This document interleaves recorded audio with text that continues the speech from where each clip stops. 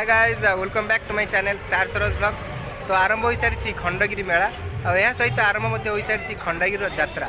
तो आसतु फ्रेंड्स यही वीडियो में आम देखा खंडगिरी क्यों जगह क्यों यात्रा पार्टी पड़ी और यात्रा पार्टी टिकेटर प्राइस सब कौन अच्छी। तो फ्रेंड्स देखो ये हूँ खंडगिरी मेलार एंट्रांस और एंट्रांस ठीक लेफ्ट रे पड़ी कोणार्क गणनाट्य। तो आपण मैंने तो जानी कोणार्क गणनाट्यर मुख्य भूमिका अच्छा दैतारी पंडा। तो देखो फ्रेंड्स ये हूँ कोणार्क गणनाट्यर मेन गेट और ये मेन गेट रे अच्छा सब स्टारकास्ट फोटो। तो आपण मैंने देखिकी जानी कोणार्क गणनाट्य आउ सब किए सब स्टारकास्ट अच्छा।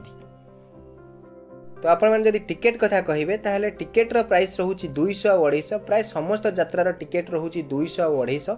तो आगे बसी देखिले आपको 250 टଙ୍କା पड़ो आ पछ टिकेट नेले आपको 200 पड़ो। तो प्राय सबू यात्रार टिकेट 200 और 250 टिकेट प्राइस रोचे। तो खंडगिरी मेलार यही यात्रा आसंता 10 तारिख पर्यंत पड़ो। ता भितर कौन राति में आपण मैंने आसी मेला बुलवा सहित यात्रार मजा नहीं पारे।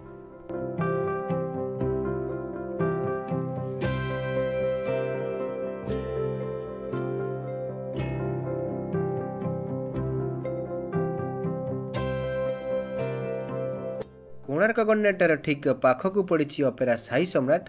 तो चलित वर्ष खंडगिरी मेलार अपेरा साई सम्राट तार स्टारकास्ट को नहीं बेस चर्चा रही।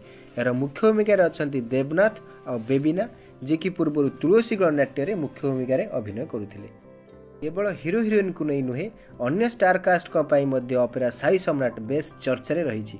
तो देखु आर मेन गेट्रे अच्छा अन्य सबू स्टारकास्ट। केवल एतिक नुहे सीरियल स्टार आकाश मध्य साई एपर बेस चर्चा अच्छा।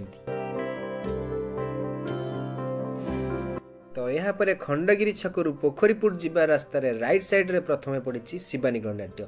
तो चलते फ्रेंड्स आम ए शिवानी गणनाट्यर मेन गेट को देखा और मेन गेट रे समस्त स्टार कास्ट मान को देखा। तो चलित वर्ष शिवानी गणनाट्य तार यात्रा और निखुण अभिनय को नहीं बेस चर्चा रही।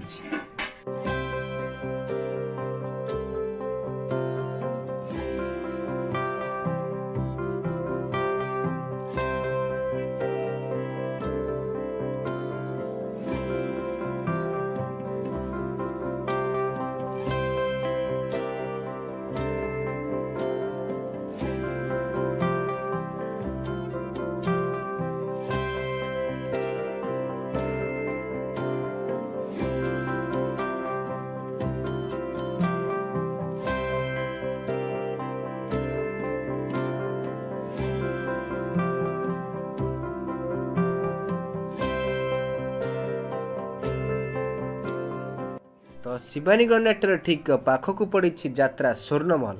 तो चलित वर्ष स्वर्णमहल तार स्टारकास्ट को नहीं खंडगिरी मेलार बेस परिचित अच्छी। केवल एतिक नुहे स्वर्णमहल मनछुआ मेलोडी लोक मानू आकर्षित करुछि।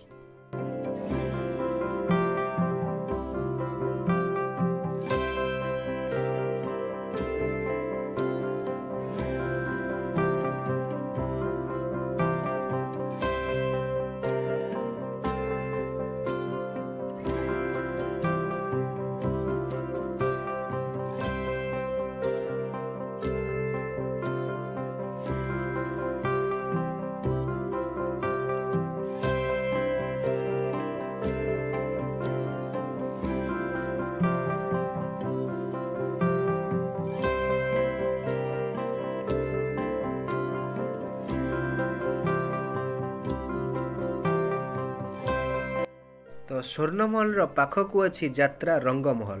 तो रंगमहल चलित वर्ष खंडगिरी मेला तार गेट्र साजसजा और यात्रा को नहीं बेस परिचित रही। तो रंगमहल यात्रा सांग को मेलोडी दर्शक मान खूब मनोरंजन करुछि।